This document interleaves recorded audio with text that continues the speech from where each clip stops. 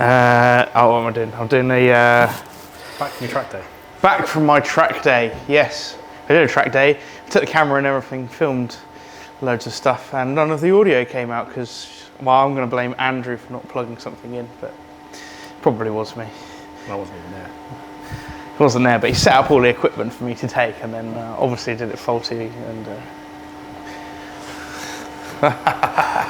he's shaking his head in severe anger in the background. Anyway, right, so we did a track day. Unfortunately, we didn't get much footage from the actual track day. We did get some in-car footage from the GoPro, which I'm sure Andrew will show you about now.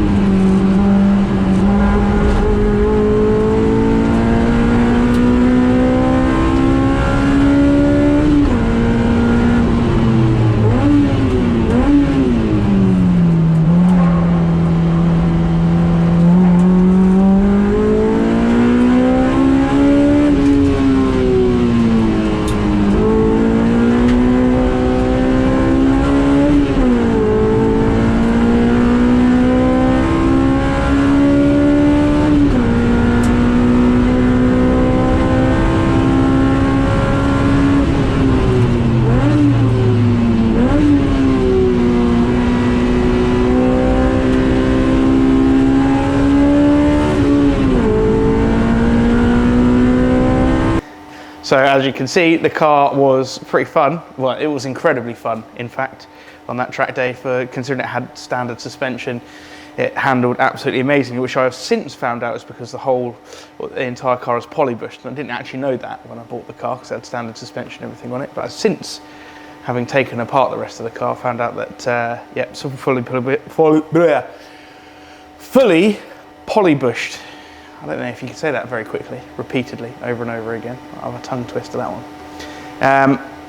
So yeah, it was great, absolutely awesome. Had loads of fun, and then since then we've got back and we kind of realised a few things.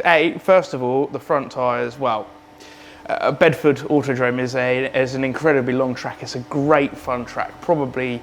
Well, it is just amazing fun, and you go for ages. The track's like 4 miles long, just over 4 miles long, I think. And the car takes a lot of abuse over that time. And we pushed probably the standard suspension components, other than the polybushes, to the absolute limit. Which, you know, we wrecked some tyres, front tyres, absolutely mutilated, and that's probably from me just pushing the front end way too hard, way harder than I should have done.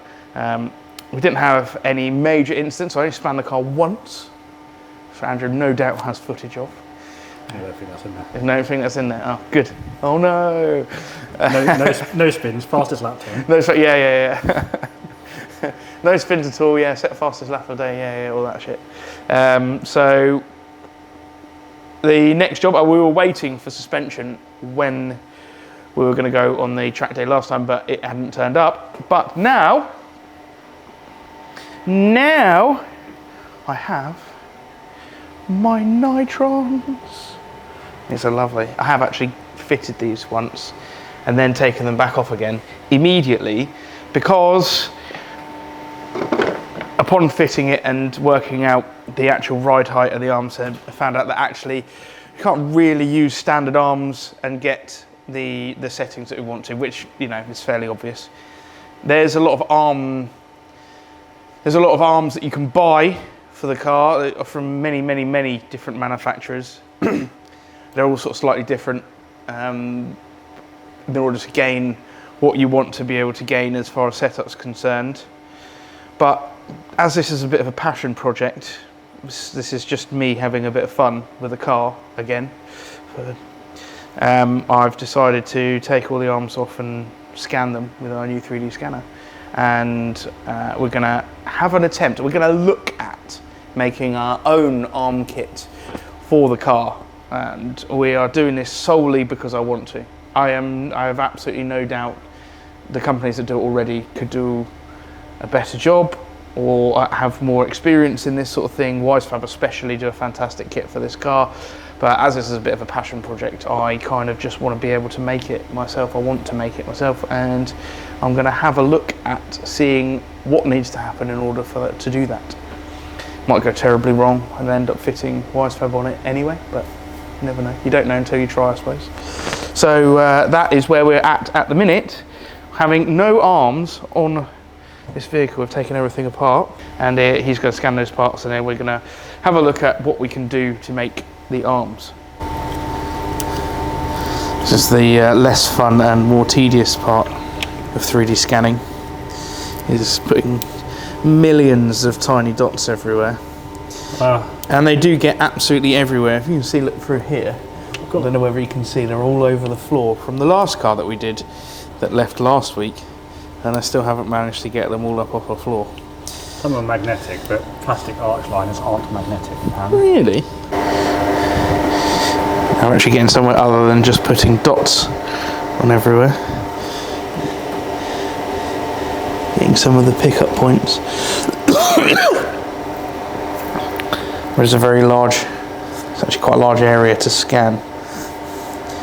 So it takes a while. I've bought some arches though.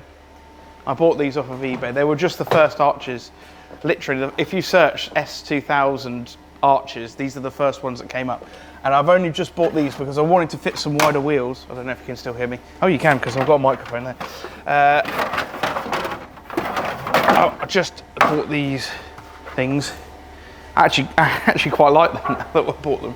But they look quite good in some pictures, don't they? Yeah. Pictures, not so good. Yeah, some good. So I mean, look, this is, I don't even know what they are.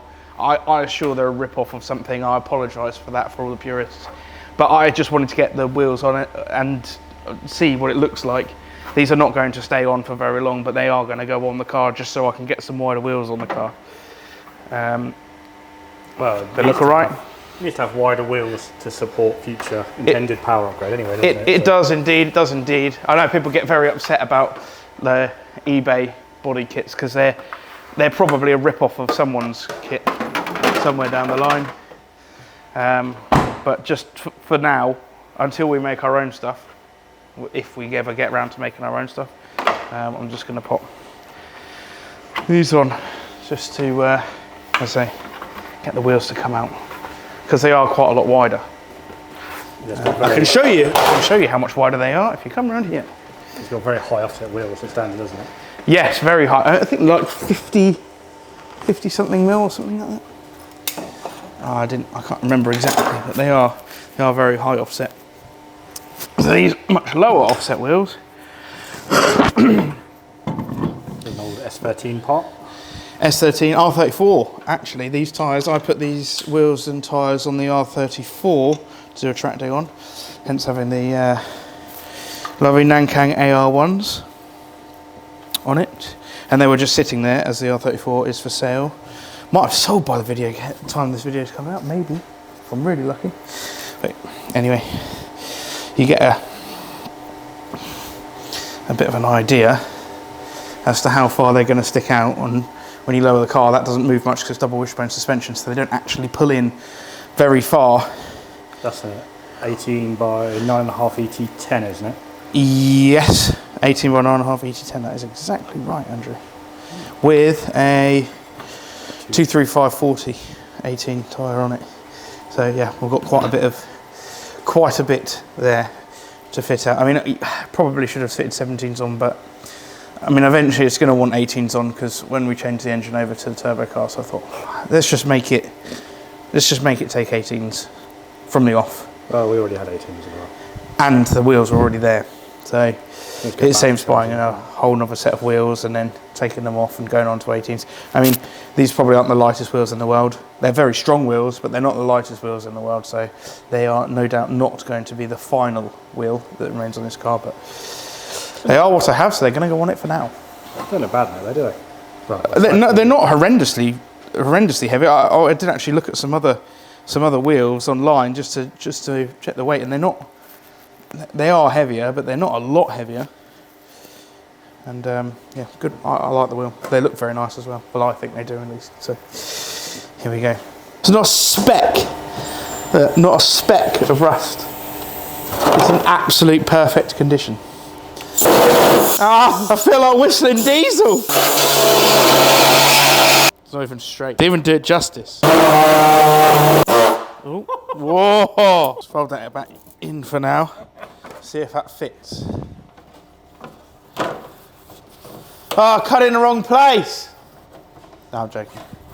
I didn't. That would have been fun though. Needs more cutting. Ow. The vibration is good. Is there a block of wood around? Thanks.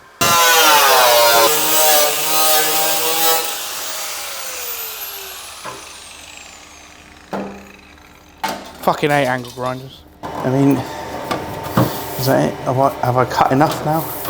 It's quite a lot higher than the standard arch. I do need to chop a bit more.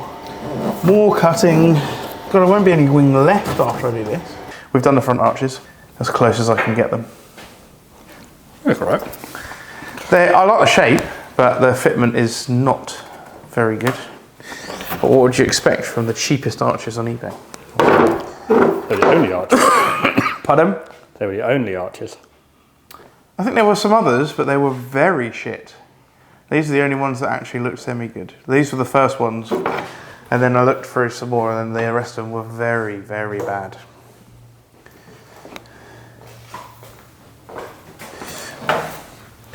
I mean, there's potential that I didn't fit this in exactly the correct place, looking at it.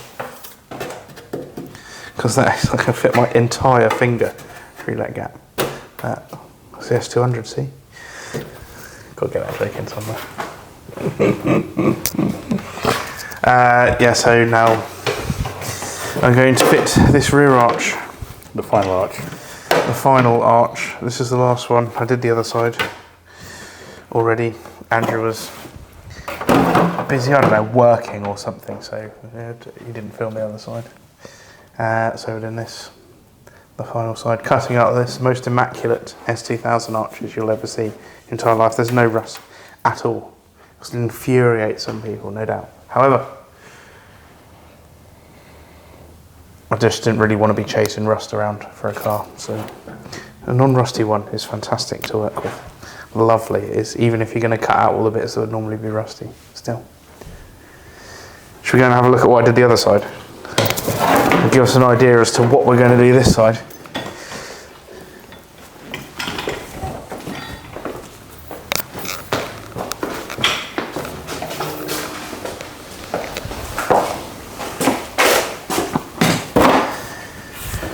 So, here is the other arch. Also we've cut it out, I've just siliconed that back together, shouldn't have touched that at all because that's still wet. The two skins are pretty much touching, so there's really no need to weld them together because it'd just be, well, there's just no point. May as well just use silicone. Sticking both of those together, it makes a nice seal, means that you don't burn off all the rust inhibiting coatings that it had from the factory. And then I just sprayed some, what did I spray on it? I sprayed Fortress Trade Zinc Galvanizing Spray and then a silicone over the top of it. Silicone the two skins together.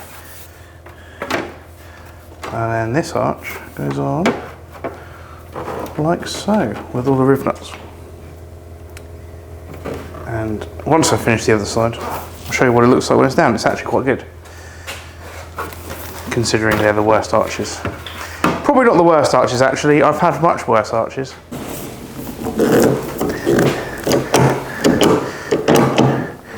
Riv nuts are fun. It's the most extremely exciting thing you'll see all day.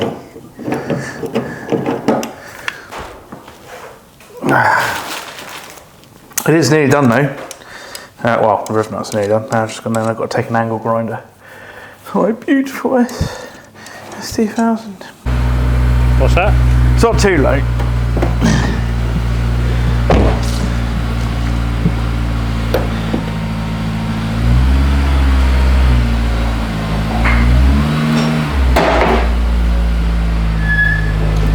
Oh, no. It's not coming off the ramp. I'm stuck. Is it on the jack on the back? No.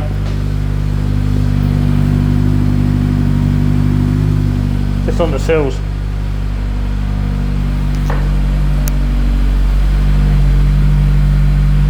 Fuck's sake. Now look. Yeah, it's quite good. If you're not an S2000 purist. That's alright. Rear wheels need a bit of spacing or widening.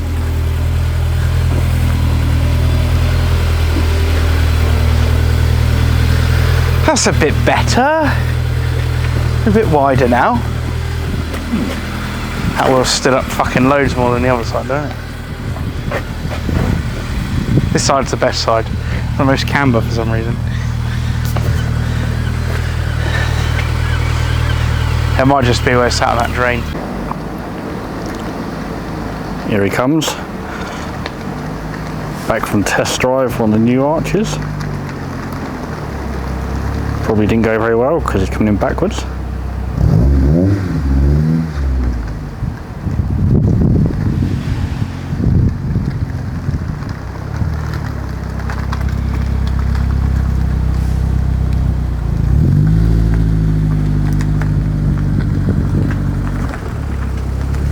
Doesn't work.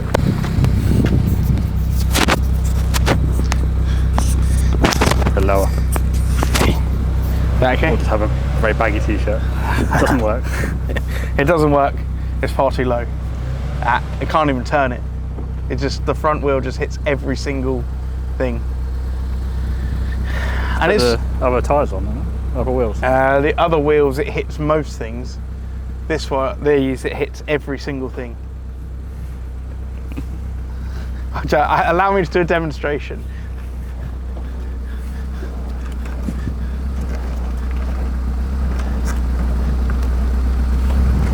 They're big wheels and tyres for this side of the car. It's got to come up, I'm afraid. Sorry, guys. Sad faces. It's got to come up. I can't drive it like this, especially not on the track. Looks sick though. I think it's quite good.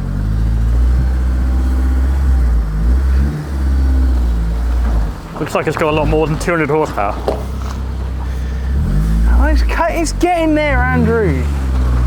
You sell some more manifolds, I can make it more powerful. Right, so fitment, the front wheel fitment, I couldn't move the car without it touching everything, but I think we've managed to adjust things with heat guns and hammers.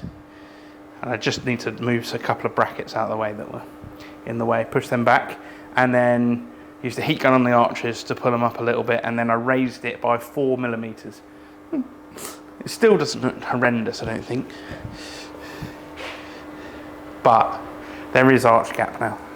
Sadly, it's a track car. It's not a stance car. It's a track car. It's got to look good, but it also does need to work. I think I've solved that issue. Then, since then, we also bled the brakes. And we didn't film any of this because bleeding brakes is the most boring thing you've ever seen in your entire life. Push the pedal, get the pedal up. Push the pedal, refill the thing, blah, blah, blah. You know how it works. So that wasn't very interesting, so we just did that. The clutch is fucked. So I ordered the clutch on eBay, but that doesn't look like that's going to turn up because the seller's not even getting back to me. Cool, wicked. Luckily, I rang Richie Gilby. He's got a mate who sells parts, and I should probably tell everyone what that company's called, but I can't remember it. I'm sure I'll work it out and Andrew can insert it in somewhere. Well, when it turns up. When it turns up. Yeah, if this one turns up, then yes. He's got a good clutch. He's going to send it to me very quickly. We'll get that in for the track day, because the clutch is absolutely, I mean, I ruined it on the last clutch day, driving like an idiot and, you know, so on. And I spanned the car and rode the clutch hard when I spanned the car as well. So I was used to a drift car, so I was like in a spin, and I thought, oh, if I just give it a clutch kick, I could just spin it round and go, as you usually would. You can't do that in an S2000 with grippy tyres, because it just goes. So, yeah, I ruined the clutch, so now done. Got a new clutch, hopefully on the way, and that should be fitted before the 21st of November, when I'm going to Donington. And we're going to test out all these. It's a week tomorrow. The width. It's a week tomorrow, yes, a week tomorrow. But everything's pretty much done. Coilovers are on. Only thing I haven't done is any anti-roll bars.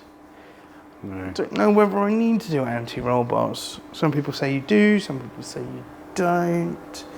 It's got quite good suspension, obviously the Nitron's on there, so I'm hoping that's going to pick up some of the work. I know it's not the same thing, but I'm going to see how it handles without doing those first, and then we'll worry about that on the next episode, shall we?